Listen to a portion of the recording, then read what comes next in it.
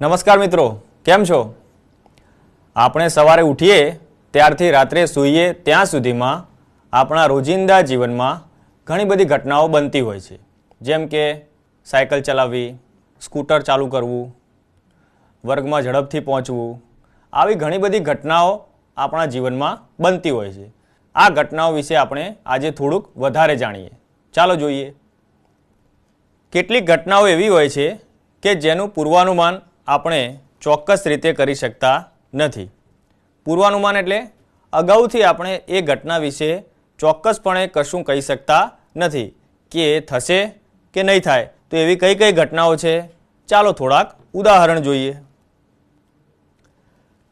ચોમાસાની ઋતુમાં ઘણીવાર એવું બને કે આપણે દરરોજ રેનકોટ લઈને જતા હોઈએ, પણ તે દિવસોમાં વરસાદ આવતો નથી. ચાલો આવી બીજી એક ઘટના જોઈએ. જે દિવસે તમે તમારો રેનકોટ ભૂલી જાઓ છો તે જ દિવસે ધોધમાર વરસાદ આવે છે અને તમે ભીંજાઈ જાઓ છો. જો આ બાળકો કેવા ભીંજાય છે, દેખાય છે ને તમને? તો આવો અનુભવ તમને પણ થયો હશે કે આપણે રેનકોટ અથવા તો છત્રી ભૂલી ગયા હોઈએ અને શાળાએથી ઘરે આવતા ધોધમાર વરસાદ પડે અને આપણે પલળી જઈએ. ક્યારેક એવું બને કે આપણે પરીક્ષામાં 5 પ્રકરણ પૂછાવાના છે અને એમાંથી 4 પ્રકરણ સરસ રીતે તૈયાર કર્યા હોય. હાથમાં પ્રશ્નપત્ર આવે અને આપણને ખબર પડે કે જે પ્રકરણ આપણે ઓછું તૈયાર કર્યું છે એમાંથી સૌથી વધારે પૂછવામાં આવ્યું છે. તો આ ઘટના પણ કેવી કહેવાય? અનિશ્ચિતતાવાળી, કે જેના વિશે આપણે ચોક્કસ રીતે કશું કહી શકતા નથી. ચાલો એક ટ્રેન જોઈએ.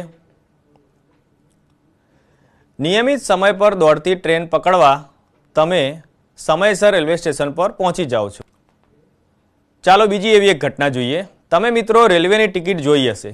રેલવેમાં અગાઉથી આપણે રિઝર્વેશન કરાવતા હોઈએ છીએ, ત્યારે ઘણીવાર આપણને વેઇટિંગ લિસ્ટ એટલે કે પ્રતીક્ષા યાદીવાળી ટિકિટ આપણને મળતી હોય છે. તો આ ટિકિટનો અર્થ શું? આપણે મુસાફરી કરી શકીએ, પણ કઈ સીટ ઉપર બેસીને મુસાફરી કરવાની તે હજુ નક્કી થયું નથી. જો આપણે ટિકિટ પણ જોઈ શકીએ છીએ. સ્ક્રીનમાં જે ટિકિટ દર્શાવેલી છે એમાં જો લાલ રંગનો જે ભાગ દર્શાવેલો છે તેની અંદર WL એટલે કે વેઇટિંગ લિસ્ટ આપણે જોઈ શકીએ છીએ. જ્યારે આપણે આવી ટિકિટ ખરીદીએ છીએ ત્યારે ખરેખર તો આપણે મુસાફરી કરવા માટે અને સીટ મેળવવા માટેની આપણે એક તક ઝડપીએ છીએ. બરાબર? હવે બને એવું કે વેઇટિંગ લિસ્ટમાં આપણું નામ આગળ આવે અને આપણી સીટ કન્ફર્મ થઈ પણ જાય અને આપણને સીટ મળી પણ જાય. બીજી શક્યતા એવી છે કે કદાચ મુસાફરી શરૂ થઈ જાય પણ વેઇટિંગ લિસ્ટમાં આપણું નામ આગળ ન આવે અને આપણને સીટ ન પણ મળે. હવે કેટલીક ઘટનાઓ એવી હોય છે કે જેના વિશે આપણે ચોક્કસ રીતે કહી શકીએ છીએ. ચાલો એવી કેટલીક ઘટનાઓ જોઈએ. તમને યાદ આવે છે એવી કઈ ઘટનાઓ છે? ચાલો આપણે સવારે ઉઠીએ ત્યારની એક ઘટના જોઈએ. તો એક ઘટના છે, સૂર્ય પૂર્વ દિશામાં ઉગે છે. આ સર્વવિદિત બાબત છે. સૂર્ય હંમેશા પૂર્વ દિશામાં જ ઉગે છે. તો આ કેવી ઘટના થઈ ગઈ? ચોક્કસ ઘટના. ચાલો આવી બીજી એક ઘટના જોઈએ. કીડીની ઊંચાઈ 3 મીટર સુધી વધે છે. હસવું આવ્યું ને? આવું શક્ય છે? થાય કોઈ દિવસ આવું? ન થઈ શકે, કારણ કે કીડી 3 મીટર જેટલી ઊંચી થઈ શકતી નથી. એની ઊંચાઈ એટલી સુધી વધે જ નહીં. એટલે આ કેવી ઘટના છે? અશક્ય ઘટના છે. પણ આપણે એના વિશે ચોક્કસ રીતે કહી શકીએ કે આવું તો ન જ બને. ચાલો બીજી એક ઘટના જોઈએ. સૌથી પહેલાં 2 વર્તુળ લઈએ. એક નાનું વર્તુળ આપણે જોઈ શકીએ છીએ, લીલા રંગનું વર્તુળ છે, અને બીજું વર્તુળ જોઈએ એ પીળા રંગનું છે. એની પણ ત્રિજ્યા દર્શાવેલી છે. તો આપણે કહી શકીએ કે વધુ ક્ષેત્રફળવાળું એટલે કે મોટું વર્તુળ જો લેવામાં આવે તો તેની ત્રિજ્યા પણ કેવી થાય? વધુ હશે. એટલે કે વધુ ક્ષેત્રફળવાળું જો વર્તુળ લેવામાં આવે તો તેની ત્રિજ્યા સ્વાભાવિક રીતે જ વધારે હશે. હવે આપણે કેટલાક એવા પ્રયોગો કરીએ કે જેમાં ઘટના ઘટવાની તકો એક સમાન હોય. એટલે કે પરિણામ ઘણા બધા મળી શકતા હોય પણ એની તકો કેવી હોય? એક સમાન હોય. ચાલો એવા કયા પ્રયોગો છે આપણે જોઈએ. જુઓ મિત્રો, આપણે સ્ક્રીન ઉપર 1 રૂપિયાનો એક સિક્કો જોઈ શકીએ છીએ. બરાબર, સિક્કાની બે બાજુ હોય છે આપણે જાણીએ છીએ. અહીં કઈ બાજુ આપણને દેખાય છે? કાંટાવાળો ભાગ છે. ચાલો બીજી બાજુ જોઈએ. બીજી બાજુએ શું છે? તો છાપ છે. હવે આ સિક્કો આપણે ઉછાળવાનો છે. બરાબર, આપણે જોઈએ આપણને શું મળે છે. ચાલો ઉછાળીએ. જો શું આવ્યું? બરાબર, કાંટો આવ્યો. ચાલો ફરીથી ઉછાળો તો. જુઓ તો શું આવ્યું? છાપ આવી. જોયું ને મિત્રો, આપણે સિક્કો ઉછાળીએ તો આપણને બે શક્યતાઓ મળે. કાં તો કાંટો મળે, કાં તો છાપ મળે. કાંટાને આપણે શું કહીએ છીએ? ટેલ્સ કહીએ છીએ. એટલે એના માટે આપણે કયો સંકેત વાપરીએ છીએ? ટી વાપરીએ છીએ. અને છાપ માટે આપણે એચ સંકેત વાપરીએ છીએ, કારણ કે છાપને આપણે શું કહીએ છીએ? હેડ્સ કહીએ છીએ. ચાલો આગળ જોઈએ. ક્રિકેટના મેદાન ઉપર રમત શરૂ થાય એ પહેલાં બંને કેપ્ટન ભેગા થાય છે અને ટોસ ઉછાળવામાં આવે છે. જ્યારે ટોસ ઉછાળવામાં આવે એટલે કે સિક્કો ઉછાળવામાં આવે ત્યારે આપણી પાસે બે તકો રહેલી છે. તો કાં તો આપણને છાપ મળે એટલે કે હેડ્સ મળે, એને આપણે એચ તરીકે દર્શાવીએ છીએ. અને કાં તો આપણને કાંટો મળે, એને આપણે ટેલ્સ કહીએ છીએ. ટેલ્સને આપણે ટી વડે દર્શાવીએ છીએ. પણ પરફેક્ટ એચ જ મળશે કે ટી જ મળશે એ આપણે સિક્કો ઉછાળ્યા પહેલાં કહી શકતા નથી. પણ શક્ય બે પરિણામો વિશે આપણે અગાઉથી વિચારી શકીએ છીએ. હવે આવો બીજો પ્રયોગ જોઈએ. જ્યારે સિક્કો ઉછાળવાના પ્રયોગમાં એચ મળશે કે ટી મળશે તે આપણે ચોક્કસપણે કહી શકતા નથી, કારણ કે એ આપણા નિયંત્રણમાં નથી. સિક્કો ઉછાળ્યા પછી જ્યારે સિક્કો જમીન પર પડે ત્યારે જ આપણે જોઈ શકીએ છીએ કે ઉપરની સપાટી પર છાપ છે કે કાંટો, એટલે કે એચ છે કે ટી. એટલે કે સિક્કો ઉછાળ્યા પહેલાં આનું અનુમાન કરવું એ નક્કી કરી શકતા નથી. આ પ્રકારના પ્રયોગો આપણે યાદચ્છિક પસંદગીના પ્રયોગો કહીએ છીએ. ચાલો આવો એક બીજો પ્રયોગ જોઈએ. જુઓ મિત્રો, આપણને સ્ક્રીન ઉપર એક પાસો દેખાય છે. આ પાસાથી આપણે બધા રમ્યા છીએ. સાપસીડી રમ્યા છો ને ભાઈ? ચાલો કહો તો એને કેટલી બાજુઓ હોય છે?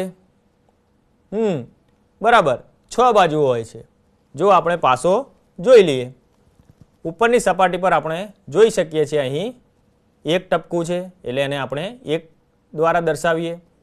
પાસાને આપણે ફેરવતા જઈએ. જુઓ હવે આપણને કેટલા દેખાય છે? 4 ટપકા દેખાય છે. હજી ફેરવીએ. હવે કેટલા ટપકા દેખાય છે? 6 ટપકા દેખાય છે. હજી ફેરવીએ.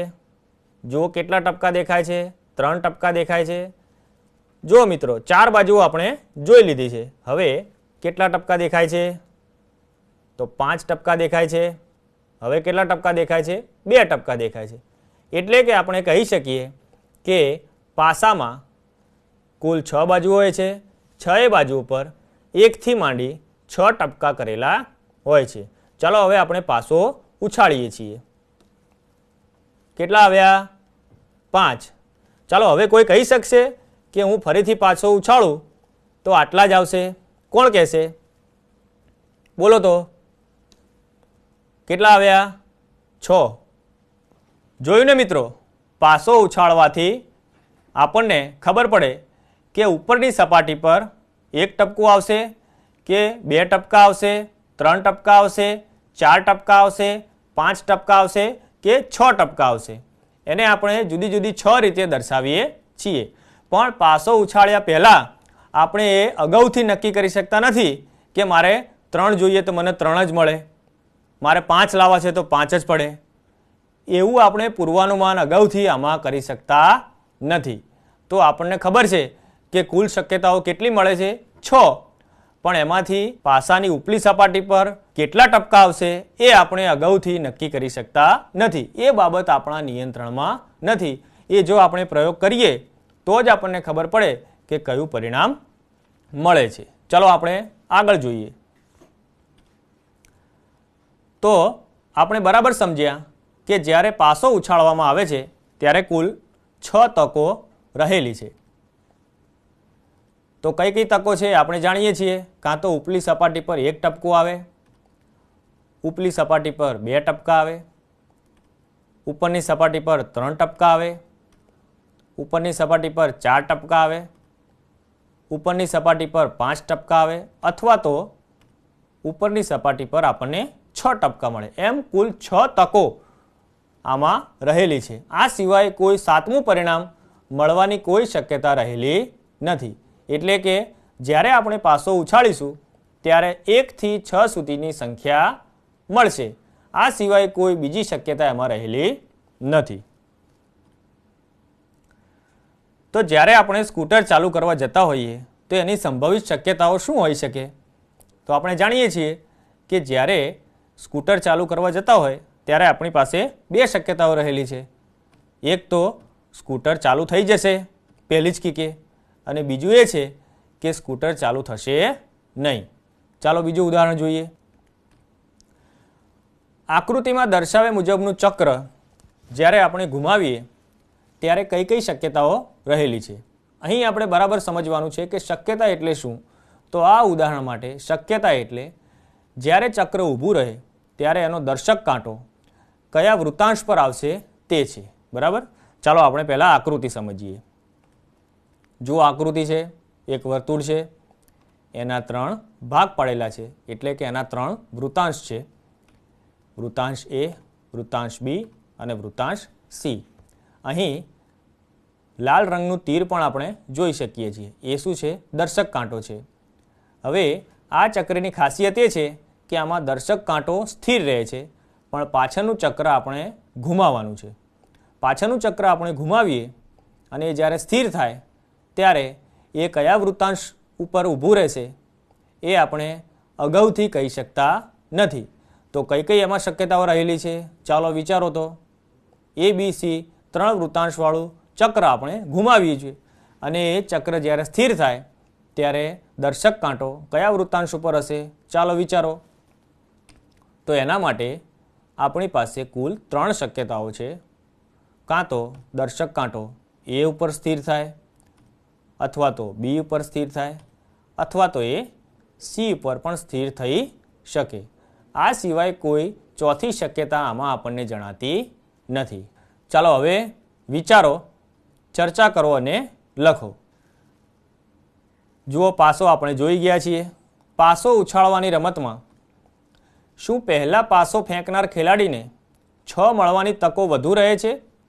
આપણે પાસો જાતે ફેંકીને પણ જોયો છે મિત્રો. આપણે બધા સાપસીડી, લૂડો આવી બધી રમતો રમતા હોઈએ છીએ. એની અંદર આપણે જાણીએ છીએ કે શાનો ઉપયોગ થાય છે? પાસાનો ઉપયોગ થાય છે. પણ પ્રશ્ન એ છે કે જો કોઈ ખેલાડીનો પહેલો દાવ હોય અને એ પહેલો પાસો ફેંકે તો એને 6 જ આવશે એવું આપણે કહી શકીએ?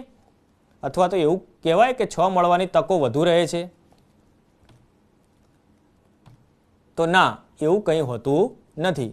જે વ્યક્તિ પહેલો પાસો ફેંકે એને કોઈ આવો વિશેષ લાભ મળતો નથી, કારણ કે પાસાની ઉપર એટલે કે ઉપલી સપાટી પર 1 થી 6 સુધીના અંકો મળવાની તકો એક સમાન છે. ધારો કે 4 ખેલાડી રમતા હોય, એમાંથી પહેલો ખેલાડી પાસો ફેંકે અને એને 6 મળે, બીજો ખેલાડીને 4 મળે, એવું કંઈ હોતું નથી. આ બધી રમત કેવી છે? અનિશ્ચિતતાવાળી છે. જોયું ને મિત્રો, આપણે ઘણી બધી ઘટનાઓ વિશે આજે શીખ્યા. કેટલીક એવી ઘટનાઓ વિશે શીખ્યા કે જેના વિશે આપણે અગાઉથી કોઈ અનુમાન કરી શકતા નથી. કેટલીક એવી ઘટનાઓ પણ આપણે જોઈ કે જેના વિશે આપણે બહુ સ્પષ્ટપણે કહી શકીએ કે આ તો થશે જ અને આમ તો નહીં જ થાય. આપણે યાદચ્છિક પસંદગીના પ્રયોગો પણ જોયા, આપણે સિક્કો ઉછાળીને પણ જોયું, તે જ રીતે આપણે પાસાનો પ્રયોગ જોયો. તો આવા ઘણા બધા પ્રયોગો આપણે જાતે પણ કરી શકીએ છીએ અને આપણા મિત્રોને બતાવીશું. આવજો.